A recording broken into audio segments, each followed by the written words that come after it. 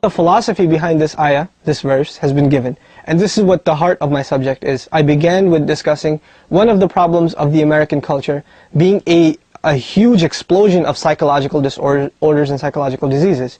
Here God says, ضَعُفَ الطَّالِبُ وَالْمَطْلُوبُ. The seeker is weak, and that which he seeks is also weak. We need to understand this. We live in a primarily consumer society. And a consumer society is built on hopes and dreams that are injected into the people by means of advertising and marketing, by means of beautifying products, by means of creating needs where they might not even exist. So you might feel the need to wear brand name clothing. You might feel the need to get the nicest car out there. You might feel the need for things that beautify your life or accentuate your life, but they're not necessities. But you will feel like they are necessities because you're living in a culture where these things have almost become like necessary evils. Necessary evils. And we don't even see them as evils anymore, really. We see them as necessities of life. In such a culture, what are some of the hopes and dreams we aspire towards? If you're a young student in college, you hope to graduate. You hope to get a good job. You hope to get a good home. You hope to get a nice car. Maybe start a family someday. These are some of the hopes maybe many of us carry. Some of us carry the hopes of fame, or of wealth, or of status in society, or of being recognized for our work, or our contribution in whatever area of work or entertainment we're in. But all of these hopes and these aspirations and these dreams, in and of themselves, are weak. And this in turn makes us weak. This is the philosophy of the Quran. That when I am seeking, for example, my career, I can spend years upon years upon years working towards my perfection in my field, in my career. I can become a specialist. I can become, as an example, being a student of psychology, I can become a psychologist and pursue my PhD and my doctorate in the field and become recognized and write a book or two. But it may very well be that after all of my work, I lose my sanity. Something happens to me and I lose the very mind which I was hoping will give me all my status. It may very well be that that job that I was looking forward to get, there are no jobs that I can get, and people much less qualified than I are getting those jobs that I thought I would deserve. It may very well be that if you're looking to buy a house and you buy this beautiful house and you build it after so much investment and time and money and effort, that an earthquake takes it away. It may very well be that you were hoping your whole life that your son or your daughter would be raised and they would have an excellent career, a happy life, a happy family life, and one car accident, one accident, one heart attack at the age of 25, this has become a common phenomenon, unfortunately. You can't even explain it. So there are phenomena in the world that take away from our hopes and dreams. Does that mean that God is cruel, or does that mean that there's imperfection in this world? One of these statements is true. There is imperfection in this world. And this in turn results in our psychological disorders. We're not happy, we're not content. We're constantly looking to please ourselves. Think about this for a second. You thought that when you went out Christmas shopping, or you went out to buy all of these new clothes or gifts or cars for yourself, that it would make you happy. But that same car that you were obsessed with, or those same clothes that you were, absolutely obsessed with, and you bought, those same clothes don't make you happy after a month. That's gone. That same woman that you wanted to marry or you wanted to be with for so long, once you have her, that desire for her is removed. That same career that you look so forward to having, now you hate your job. So whatever we desire, it seems like when we achieve it, we don't get that pleasure and that satisfaction that we were hoping for, that was driving us to achieve it.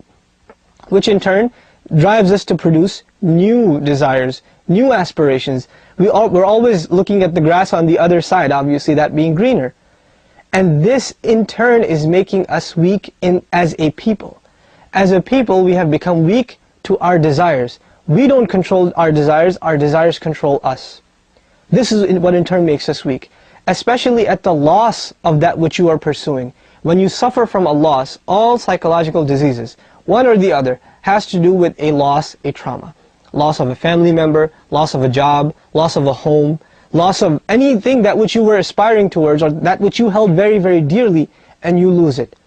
This is what is at the heart, at the cause of sadness, at the root of depression. And these symptoms, these diseases really, can only be removed if we seek something that if we seek it, it doesn't become stale after we achieve it, like any other desire in this world. And the only thing that once we seek it and we achieve it, we are satisfied and there is nothing more that can quench our thirst, is the thirst for truth. The thirst for the ultimate truth. And the ultimate truth is Allah, is the uniqueness of Allah, is the oneness of Allah, is the fact that He created us, He sustains us, He provides for us, and He has created this world as a test in which we live and we get all of these great beautiful things and we lose some of these great beautiful things. Many times of our lives are of happiness, other times are that of sadness. Why does He put us through these things? Simply put, He explains in another part of the Quran, لِكَيْ لَا تَأْسُوا عَلَى مَا فَاتَكُمْ وَلَا تَفْرَحُوا بِمَا آتَاكُمْ. It is so that you don't become overly excited over what you attained, and you don't become overly depressed over what you lost. Because this shows that you haven't established that ultimate connection with Allah, that ultimate relationship with God, in which whatever comes to you that is out of your control, you recognize that it is from your Creator. Having said this, the Creator of the universe demands on us a very special relationship. This is a relationship that can only be attained if we turn to Him sincerely. The modern trend in religion is, what can God do for me? Well, how can He make my life better? How can I feel good about myself by coming to God? This is altogether the wrong approach according to Islam. According to Islam, our attitude is, what can I do for God? He has done everything for me already. أَلَمْ نَجْعَلْ لَهُ عَيْنَيْنِ وَلِسَانًا وَشَفَتَيْنِ وَهَدَيْنَاهُ النَّجْدَيْنِ. No? Did we not give them eyes to see? Didn't we give them a tongue with which they can speak? They don't thank us for that? These people, they don't thank God for that? They don't recognize that they could have very well been born with one arm, or without the ability to speak, or without being able to have children, or they could have been homeless and they have homes. They could have been born, they couldn't afford even clothes on their body, we gave them homes. The fact that you're even born in a country that is thriving and it's well-to-do is from the mercy of God. It could have very well been you would have been born in Afghanistan or in Somalia. It is God's will that you're born here. Don't you thank Him for these things? So we have become a people that are looking for God to make our life better. He will make it better once we seek to do what He wants us to do. He is asking us to turn towards Him.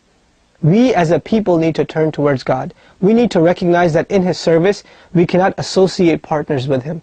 We cannot attribute to Him things that we would want to attribute to ourselves. We don't say things on behalf of God without knowledge.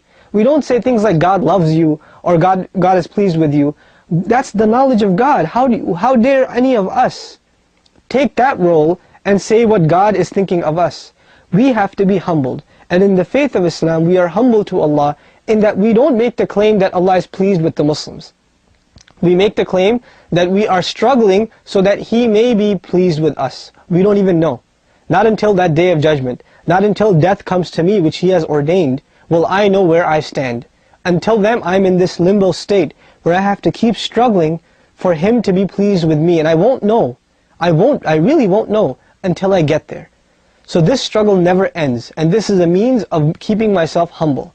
For if I was convinced that God is pleased with me and He's absolutely content with what I'm doing, and I've done everything I can, then this produces a self-righteous attitude. An attitude that says that I don't need to improve myself anymore because God's already happy with me.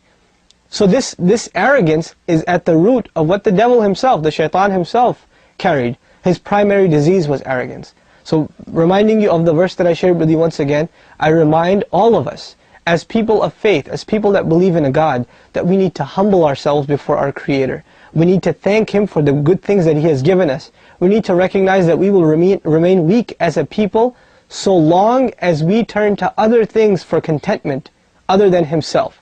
And when we submit ourselves to Him and the truth that He has revealed, you will see a contentment, a peace, a harmony in your life that nothing else in your life has ever given you.